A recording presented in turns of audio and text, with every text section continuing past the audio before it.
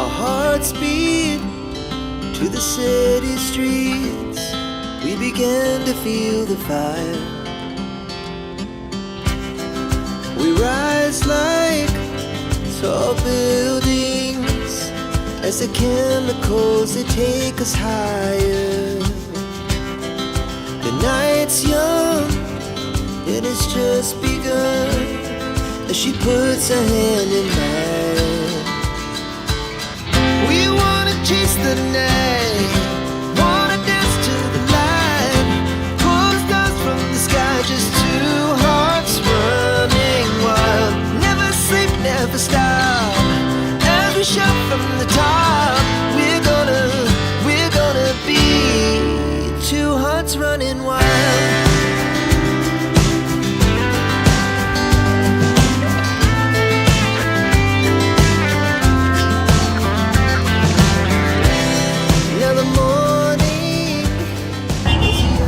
Hi everybody, this is Salon, Detraveling Photographer, and I have with me Sister Amma.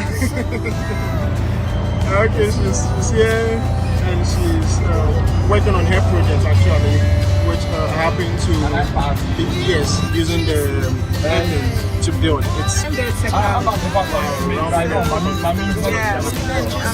couple months now. But today is not business day, today is fun day. And we're out here in Kumasi, Ghana, riding around in yellow. This is my very first time in yellow. And it's a little bumpy, but I feel a good thing. let's see how the yellow looks like.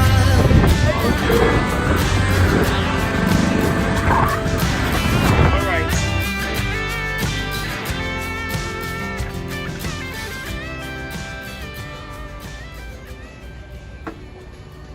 Whoa! Bingo! What do you have here? I'm over here. Alright. Hi, good afternoon. This is Detraveling Photographer, and today looks like I'm a bit low in my talking. Just because I'm excited. I have a sister here on the continent, and this is not her first time, this is not her second time, this is not her third time coming. And currently she's working on a project, and she has a training school, project. So once she's here, she'll tell us virtually everything. And on this very note, I would like to say Akwaba Bagana. Midasi. Right. She's a Ghanaian now, I can see. Okay, so Sister Amma Kwana Strong. Mm-hmm. Okay, so where from the Amma? Where from the Saturday Kwana? born. Oh, okay. I'm Saturday born. Okay, wow, that's nice. She's a And Saturday born. I've been given the name Amankwa.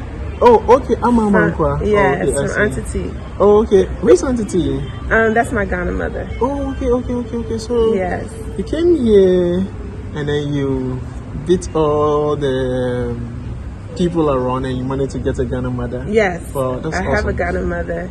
You need a high five for that. All right. I have my Ghana mother, and she takes very good care of me. Wow. So and she helps me navigate around Ghana. Wow. Helps me with the language. Wow. Cooks some good food. Wow. I think you had a little taste of her cooking too. Yes.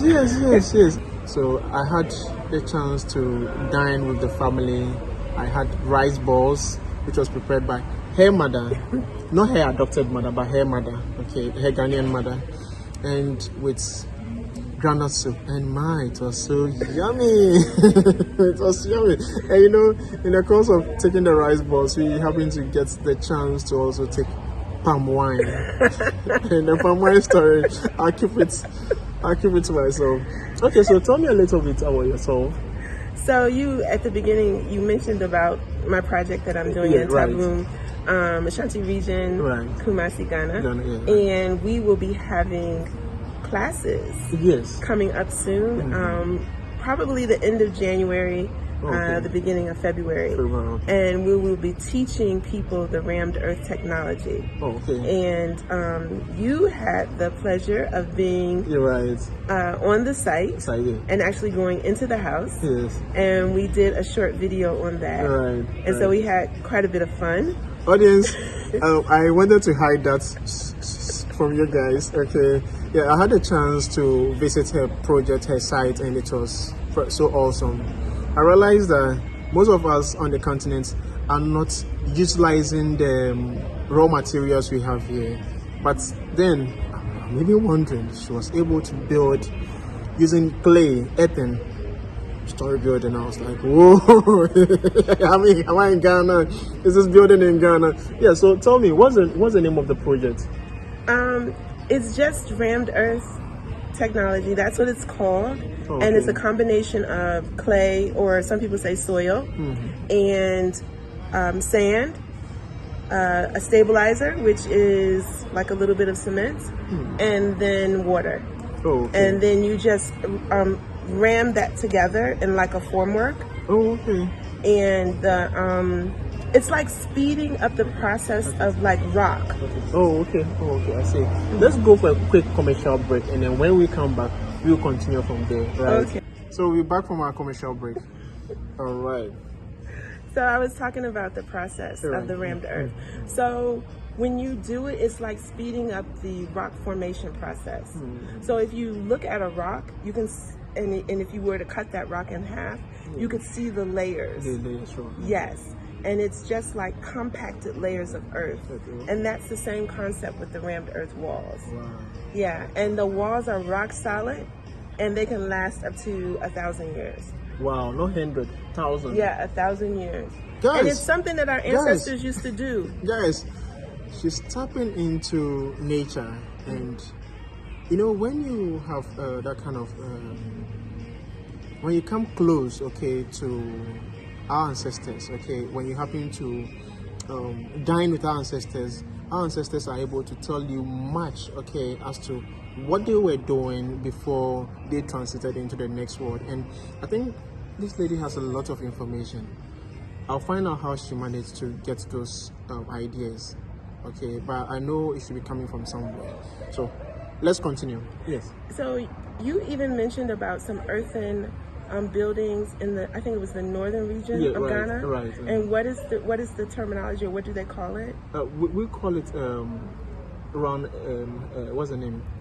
Mud houses. Sorry. Okay. We name it as mud houses, as an MUD houses. Okay.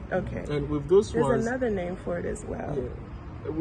The local people call it Atakramidan. Exactly. Right. That's the name that's in Ashanti region, but then in the northern part they have a different name. That's the mud house. Okay. But in Kumasi we refer to it as Atakramidan. Exactly. Right.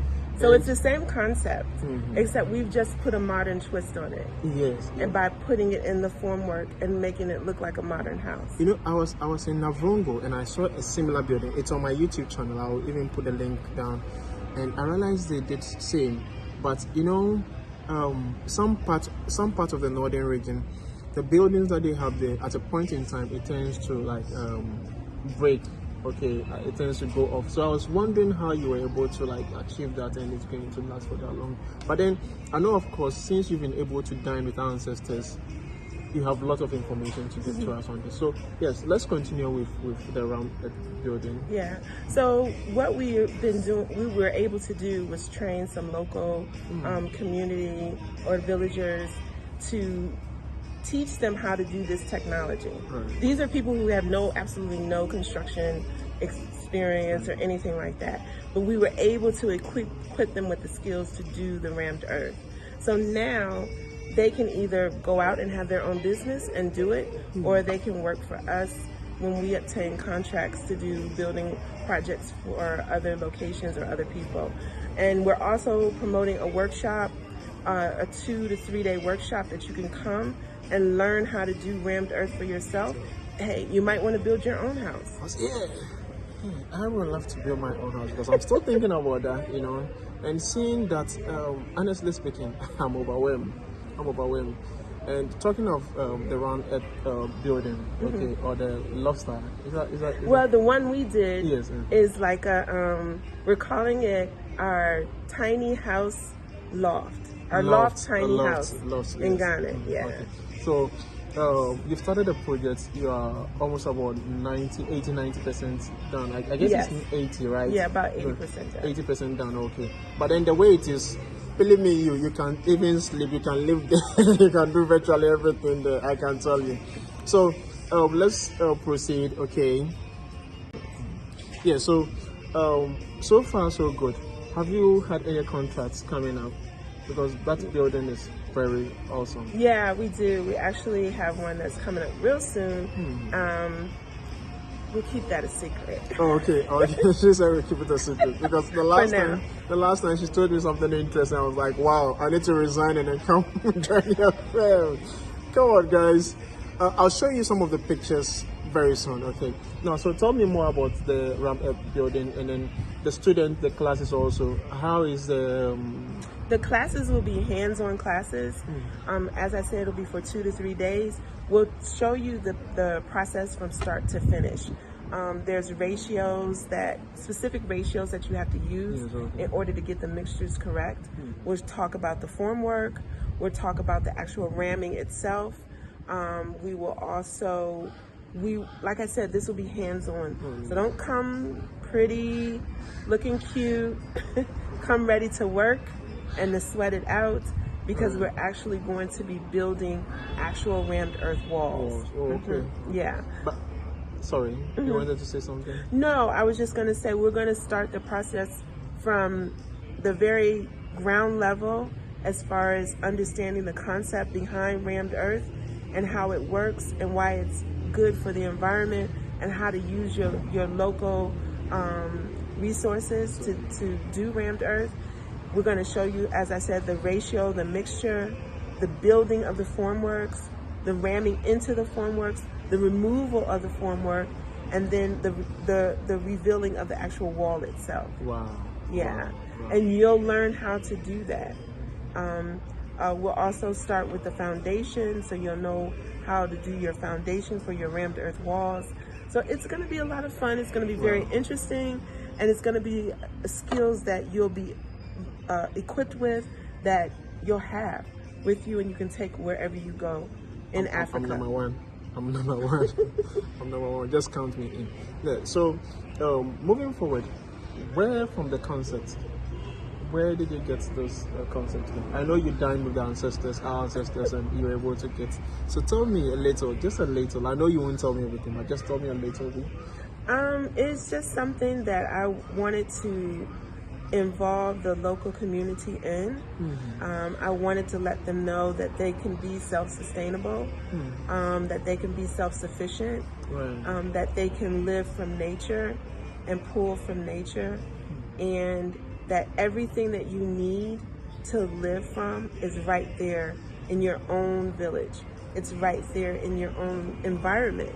And you don't really have to go outside your environment to build a house.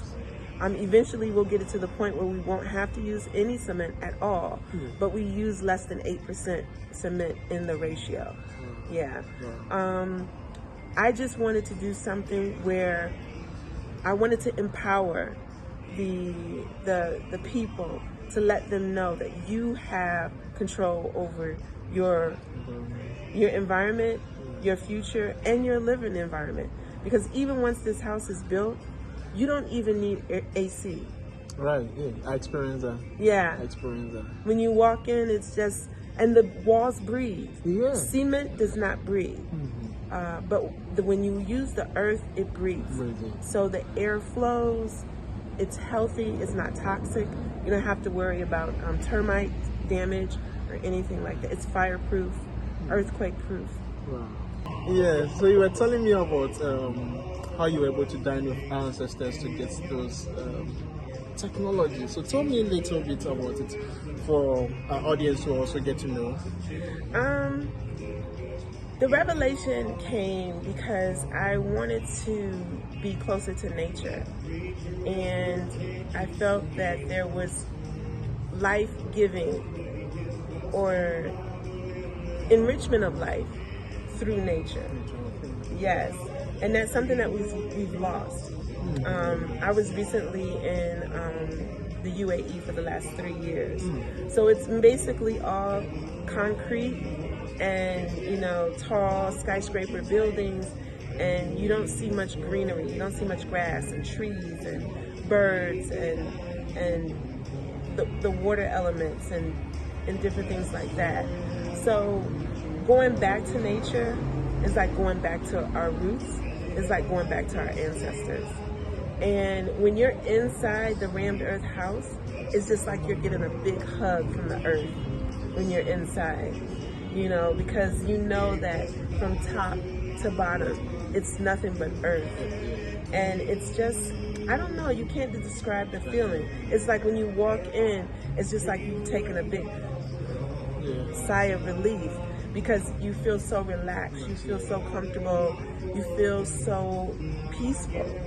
And it's just like an extension of yourself, actually, when you're inside. You know, when I entered, okay, I realized the atmosphere, because we had walked a little bit into the room and it was hot, the weather was hot. So the moment I entered, and the environment was also same.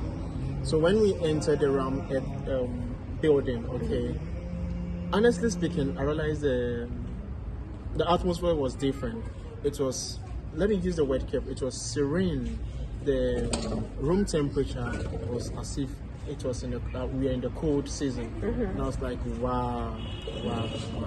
And I really love it. I really love it. Even though there were no much trees around, but the inside you could feel as if there were trees. So just imagine if there was more trees around. Good. Yeah. So yes, what she's saying, in fact, I experienced it, and that's why I would prefer each and everyone to have a similar building on his or her premises. Yes, and I'll recommend that for sure. And I'll be coming for the classes. Oh, okay, great. And then also with the rammed earth building, it costs a lot less than building with the traditional type building that takes place in Ghana. And it's an artistic expression as well, because nature isn't perfect, and the rammed earth walls, they have personality. When you ram one wall and you ram another wall, you can see the color stratas throughout the walls, and it's a beautiful expression of nature. Well, thank you very much. Thank you very much. And I think we'll continue by asking about the interesting thing about Ghana and the unpleasant things about Ghana also. Okay. Yes, so coconut juice, coconut water, papaya, and the rest. So what about water? Have you been drinking any water at all? Oh yeah, I drink a lot of water. Oh, okay. That's probably why I'm sweating all the time. I remember you asked me That's a question. why my skin is glowing. I know, right? I know. I remember you were asking me that question. Why is it that people tend to sweat a lot, especially AA tend to sweat a lot? I was like, well, it's because of the environment, it's a bit hot. And you were like, no, there should be something. Something's wrong. Yeah, there's something wrong. Something's wrong when you come from America and you just be dripping, drenched. I know. But don't worry, you get used to it very soon. You get used to it. But I mean, it's good for the pores. It's good for the skin. Yeah. That shows that your system is working. You know, it shows that like your pulse are working. Yeah. So it's been nice, interesting hanging out with Amma. Yes, Amma. I like Saturday her. born. Yeah, she's a Saturday born. Mami Amma. Yes. It's the same. Mehoye. Right. Mehoye midasipa. Right. Thank you too. She's Ghanaian. Oh my. What did you say? Oh, Mehoye. You know, I have to send this lady to Otunfo's place so that Otunfo will officially welcome her to the motherland. Okay. But if we're to be in the Volta region, I'll send her to the Awomafia. Okay, or Togbi Apede. So Togbi Apede will welcome her to the motherland. But all the same, she's in Ghana, and I know definitely she'll be in the Volta region also. So, my brothers and sisters in the Everland, let's get ready to say Wezon Lo to our sister. And Wezon means you're welcome. Oh, thank me, Dasi. No, you say yo. Oh, yo. Akpe no. Akpe now. Akpe. Agba. Akpe. Akpe. Ekba. No. A. Be. No, be. Pe. Akpe. Agbe. Oh, okay. You better stop. I have to practice. When they say Wezon, you say yo. Yo. Right. Wezon lo. And they respond yo. Yo. Right. I don't want to make it so difficult a little because she's learning lots of language. She's learning Chi, she's learning Gan, and then now she wants to add the Evetri. The last time when I checked, she was in the northern part. She didn't want to see us. I've been to Tamale. Yeah, she was in Tamale and she wants to learn the Dagbani. Nah. Yeah. Nah. Gaula. Nah. Anyway. That's so interesting. And yes, in Tamale, I realized you were talking about some herbs, natural healing and stuff like that. Oh yeah, I really the shea butter there is like fantastic. It smells great. It's very light. I prefer that shea butter from the northern region. I don't know, like I guess maybe the trees are a little bit different from region to region in Ghana, or is it processed different? It's a process which is different. It's a process which is different, but all the shea butter comes from the northern part of the country. Oh, okay. Because the trees are there more, and they withstand all manner of weather. Oh, okay. Yes. Yeah, so I was able to get shea butter from there. This excellent, like, fresh mint tea. And when I say fresh, I'm talking about the leaves, the twigs, the seeds, everything was up in the mint tea. This lady's enjoying. I wish I could enjoy and like you that. boil it, and it tastes so refreshing. Oh, right. And moringa powder. Oh, wow. Yeah. Are you serious? I'm taking the moringa powder too. Oh, my. I take that in the morning. And then my mint tea, there's a lemon tree. You just go get your lemon and take it off the tree and put it in your mint tea. Self-sustained. Yes, that's what I'm talking about. Wow. Living off the land, nature, natural. No wonder she has her own place and she has grown a whole lot of things in her garden. I'm yet to visit her garden and then enjoy from that place. It's just I've visited her apartment already, but then I'm yet to visit her garden and then enjoy from her garden. On this very juncture, I would like to say thank you to all of you. And she's happy. She's happy. I just want to say thank you to all of you and then have to run away now. And bye-bye.